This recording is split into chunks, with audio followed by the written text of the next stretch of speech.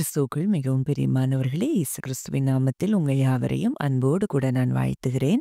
இந்த நாளிலும் தேவன் நம்மோடு கூட இடைப்படுகின்ற வார்த்தை சங்கீதம் 16, 8, 9 வசனங்கள். கர்த்தரை எப்பொழுதும் எனக்கு முன்பாக வைத்திருக்கிறேன். அவர் என் வலது பாரிசத்தில் இருக்கிறபடியால் நான் அசைக்கப்படுவதில்லை. ஆகையால் என் இருதயம் பூரித்தது, என் மகிமை களிகூர்ந்தது, என் மாம்சமும் நம்பிக்கையோடே தங்கியிருக்கும். Because I said to you, Yahweh always close to me. My confidence will never be weakened, for I experience your wraparound presence every moment.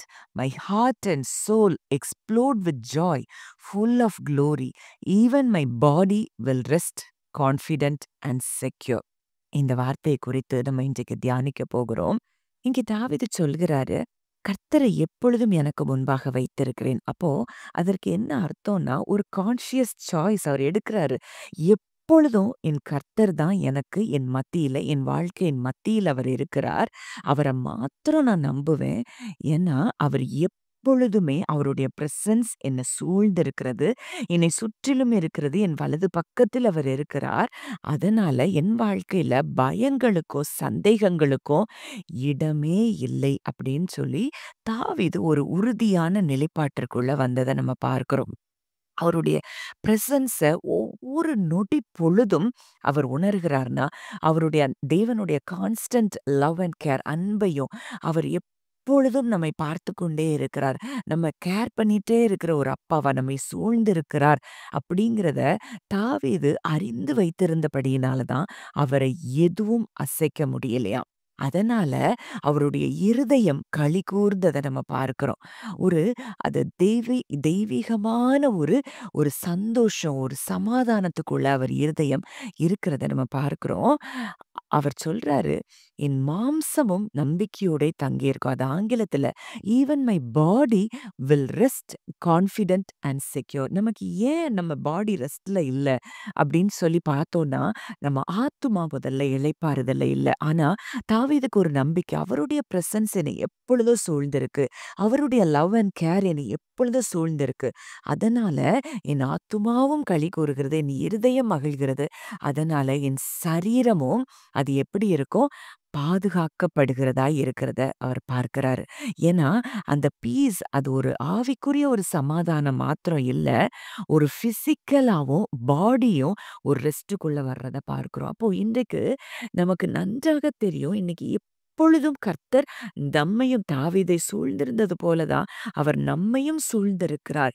இரவும் பகலும் அவருடைய கண்கள் எப்பொழுதும் நம்ம மேல வைக்கப்பட்டிருக்கிறது. வசனம் சொல்லுது, இஸ்ரவேலை காக்கிறவர் உறங்குவதும் இல்லை, தூங்குகிறதும் இல்லை. இன்னைக்கு அவரை நம்புறோம்னு சொல்றோம். எவ்வளவு தூரம் அவருடைய வார்த்தையை நம்ம விசுவாசிக்கிறோம், நம்ம நம்புறோம். நம்மை காக்கிற தேவன் நம்மை உறங்காமலும் தூங்காமலும் பாதுகாக்கிறார் என்றால், எப்பொழுதும் நம்மை சூழ்ந்திருக்கிறார் என்றார், எதை குறித்தும் நாம் பயப்பட வேண்டிய தேவையில்லை. இன்னைக்கு நிறைய பேருக்கு பயம். உலகத்துல அது நடக்குது, இது நடக்குது, அந்த வியாதி வருது, இது வருது, இந்த பிரச்சனைகள் இருக்கு, இந்த பூகம்பங்கள் வருது, இதெல்லாம் இருக்கு. ஆனா தாவீதுக்கு ஒண்ணு தெரியும், என்னை சூழ்ந்திருக்கிற ஒரு தேவன் இருப்பார் என்றால், அவர் அனுமதி இல்லாம என் வாழ்க்கையில ஒன்று நடக்காது. என் தலையில இருக்கிற ஒரு முடி கூட கீழே விழாதுங்கிற ஒரு நம்பிக்கையை தாவீது பெற்றிருந்தார்.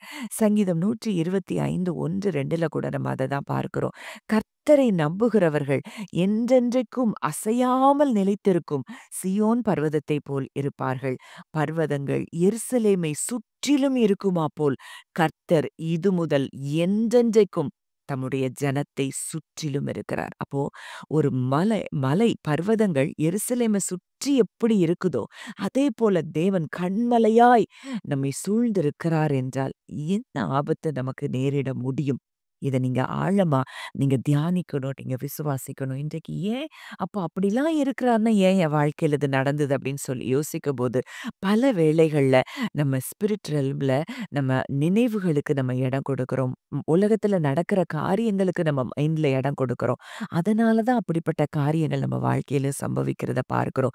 ஒருவனுடைய இருதயத்தின் நினைவு எப்படியோ அப்படியே அவன் இருக்கிறான்னு சொல்லி பார்க்கிறோம். அப்போ நம்ம நினைவுகள் அவர் நம்மை சூழ்ந்திருக்கிறதாய் நம்ம நினைவுகள் அதை மாத்திரம் நம்பிக்கொண்டு இருக்குமானால் நம்ம வாழ்க்கையில அவர் என்ன நமக்கு வைத்திருக்கிறாரோ அது மாத்திரம் தான் நடக்கும். சகரியா 2:5 நம்ம பார்க்கிறோம்.